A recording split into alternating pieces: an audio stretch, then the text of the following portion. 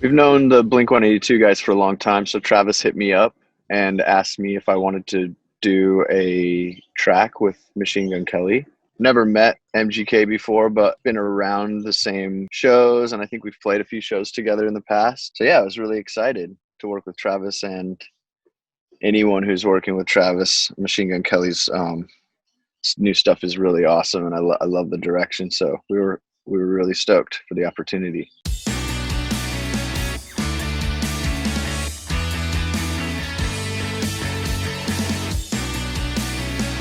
When it comes to collaborations, it's always really about timing. We tend to stay so busy that it's hard to arrange a scheduled time to meet up and actually get the track done. And so in the past, it's always just been about where we were at and what we were doing.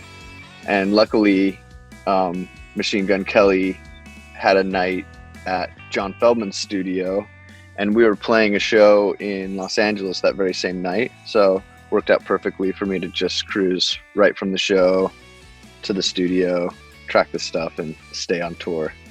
It's usually just about timing. The night that we recorded in the studio was really exciting. There was a whole bunch of people there. It felt like a bit of an after show party. Travis and Machine Gun Kelly came out to the Used show beforehand, so felt like a little bit of a celebration. And then I'd heard the track before, and I was really excited about just the direction. I think that the pop punk stuff is really fun and really endearing, and I think that it's really easy to connect on an emotional level. But it was exciting. Usually after the show, I go to the gym and work out, so I was really pumped to be able to put that energy towards something really fun and productive. The process of songwriting always kind of comes from what's kind of locked inside the artist's subconscious. Never really pictured the Used as any certain type of band, although we've been kind of grouped into a specific genre. So anything outside of the comfort zone of pop punk or post punk or hardcore or anything in that vein, yeah, I'm comfortable outside of any of it.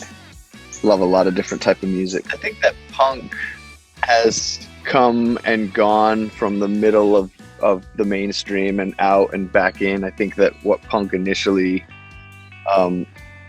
should represent is something different, and all of the kind of tweaks and the differences in pop punk lately, whether combined with a hip hop background or something else, is really, really cool to see how music evolves. It always kind of evolves along the same lines. Grunge and pop punk kind of turned into this post punk that kind of, in my mind, represents what emo is. And so, yeah, it's cool to see the new iteration of what this new sound is, and how these younger artists and younger creative musicians are kind of approaching songwriting nowadays. It's really cool.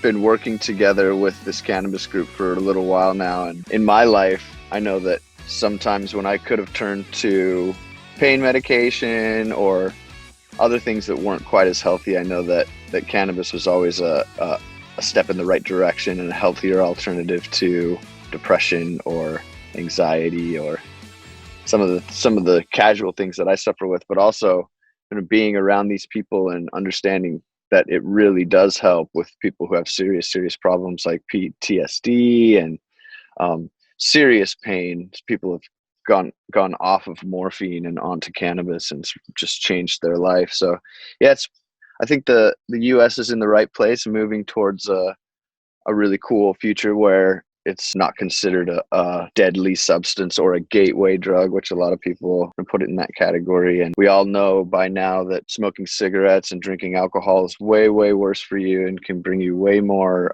hardship than